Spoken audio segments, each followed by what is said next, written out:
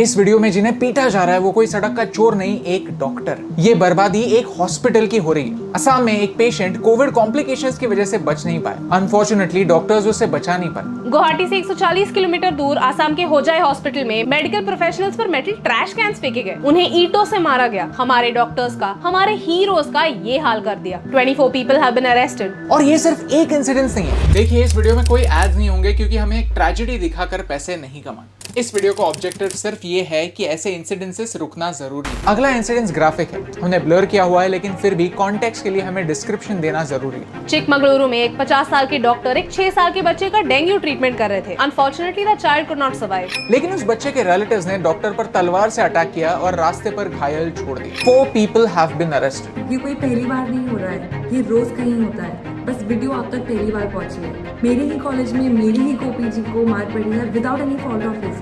फिर भी हम रोज मुंह उठा के काम पे आ जाते हैं यही सोच के कि जो पेशेंट एडमिट है वो भी तो किसी के रिलेटिव है, किसी के मॉम डैड भाई बहन है। ये सारे अटैक्स छुप छुप के रात को अंधेरे में नहीं हो रहे, सबके सामने दिन दहाड़े हो रहे हैं। पिछले महीने हमने एमपी का ये इंसिडेंस आपके सामने लाया था, जहां ये पॉलिटिशियन एक सीनियर डॉक्टर पर चिल्ला रहा था क्योंकि ये डॉक्टर एक ऐसे पेशेंट की जान नहीं बचा पाए जिनका ऑक्सीजन 30% से भी कम था। 2 घंटे बाद पेशेंट की डेथ हो गई, जो कि 30% में मैं आपको बोल चुका हूँ। ऊपर वाला आ जाए तो नहीं बचा सकता, हम तो इंसान है, डॉक्टर है। इतनी गाली खाने के लिए मैं पैदा दे दिया, मैंने इस्तीफा दे दिया, मैंने अब मुझे नौकरी नहीं करना।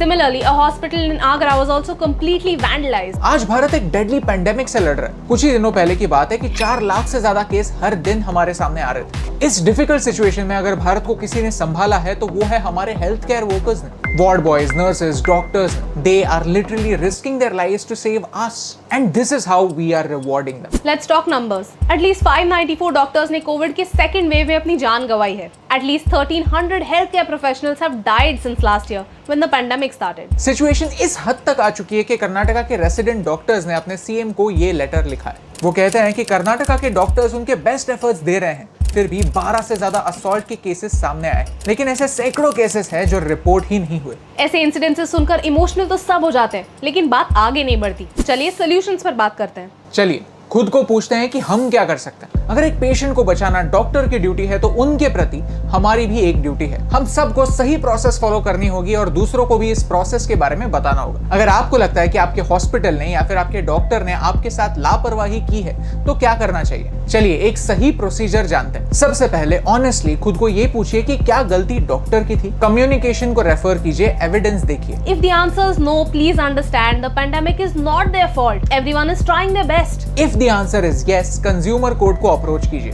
आप एक कंज्यूमर है और कंज्यूमर कोर्ट आपको प्रोटेक्ट जरूर करेगा। मेक श्योर कि आप सारे डॉक्यूमेंट्स, डॉक्टर के प्रिस्क्रिप्शंस, बिल्स आपके साथ रखें। एक सिस्टम को फॉलो करें। Please understand your tragedy cannot be an excuse for violence. If your relative doesn't get to the hospital in time, if there are no medical facilities in your area, if you can't find transport to get to the hospital, none of this is the doctor's fault. In any case, this is vandalism, this is illegal, this is criminal and this needs to stop.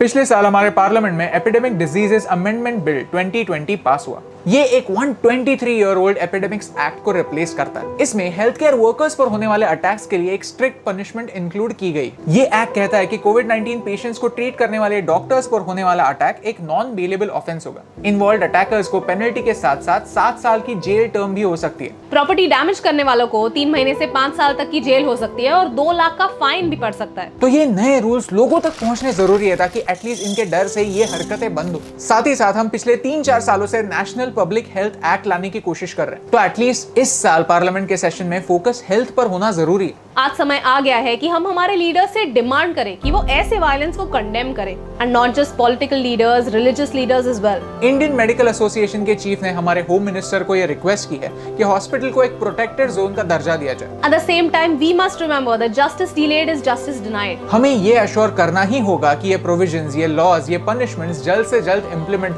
ये सिर्फ paper पर ना रहे, लोगों की जिंदगियां बचाएं। अगर आप भी हमारे हेल्थ केयर वर्कर्स को सपोर्ट करना चाहते हैं तो ये सोल्यूशन शेयर कीजिए। Tag your friends, tag your favourite actors, leaders, influencers, क्योंकि हमारे असली हीरोज पिछले कई महीनों से बिना थके, बिना छुट्टी लिए लोगों की सेवा कर रहे हैं। कई लोगों को सैलरी तक नहीं मिली, फिर भी वो एक स्टेप आगे जाकर कोशिश कर रहे हैं कि वो हमारी लाइफ बचा पाए। कभी हमारे लिए डांस करते हैं, कभी हमारे लिए कॉमेडी करते हैं, कुछ ना कुछ करके हमें एंटरटेन करने की कोशिश जरूर करते हैं। आज टाइम आ गया है कि हम भी उन्हें मदद करें। हमारा सपोर्ट दिखाएं, सिर्फ इमोशनली नहीं, लॉजिकली भी, क्योंकि एक के करने से क्या फर्क पड़ता है, लेकिन एक एक के करने से बहुत फर्क पड़ता है। और इन दोनों लाइंस में सिर्फ एक का फर्क है, and that's the reason why फर्क पड़ता है।